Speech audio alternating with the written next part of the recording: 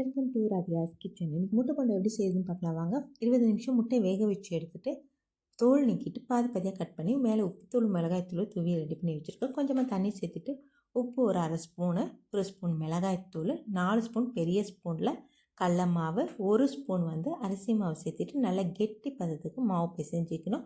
முட்டை வெளியில் தெரியாத அளவுக்கு கோட்டிங் நம்ம கொடுக்கணும்.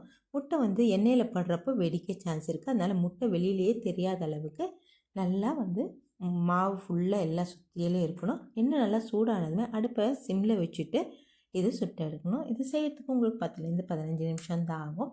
இது லைட்டாக ப்ரௌனிஷ் கலர் ஆகும். அப்போ எடுத்திங்கன்னா போதும். அவ்வளோதாங்க, சூப்பரான நம்மளோட ஹெல்த்தியான முட்டை போண்டா ரெடி ஆகிடுச்சு. இது சட்னி தொட்டு சாப்பிடலாம், மேலே சாட் மசாலா இல்லை டொமேட்டோ சாஸ் கூட தொட்டு சாப்பிடலாம். ரொம்ப சூப்பராக இருக்கும். நீங்களும் வீட்டில் ட்ரை பண்ணி பாருங்கள், கண்டிப்பாக உங்களுக்கும் பிடிக்கும்.